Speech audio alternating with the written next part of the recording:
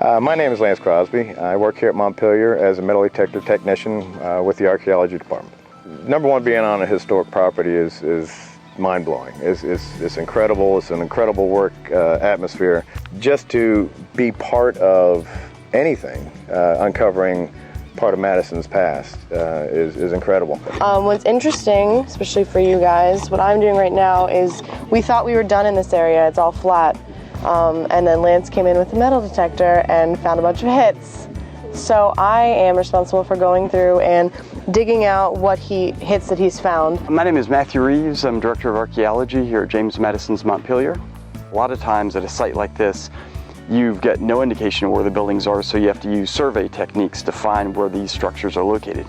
One way that we've done this in this area, basically from where the line of excavation is here all the way back to the visitor center, we've used remote sensing such as metal detector surveys where we grid the area off in 10-foot squares and then do metal detector sweeps, and in each one of these squares count the number of hits that occur in each 10-foot square, plot that on a map, and then where there are concentrations, we know there's some sort of building that was there. Matt, you brought Lance in how long ago on this project? It was about 3 years ago. And why did you bring him in?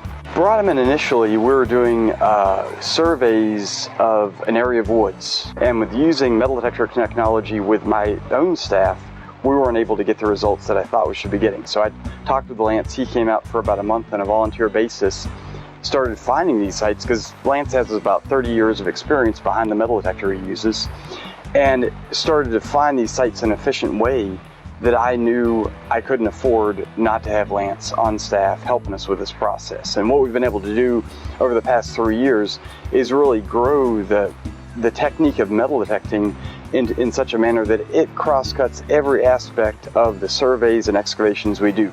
We're able to use the metal detector technology to figure out features that would take us, a month to be able to figure out with Lance. It's about, an afternoon. And you said you couldn't afford to do it without him, so he's really become pretty indispensable to your operation here. Absolutely, absolutely.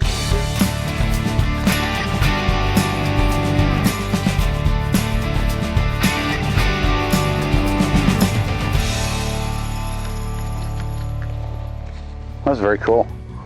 That's a lot of fun. It's a little bit different than what you're normally used to, is digging, finding a signal, digging it, finding a signal, digging it. But here, you got to look at it as a long-term project. So you'll see this go from the skewers going into the ground to eventually to the site like we were up on the hill. Oh yeah. To it being down in some places 2-3 feet. You're not now just looking at one small hole with one artifact, you're looking at the whole site. Yeah, you're looking at a very big site.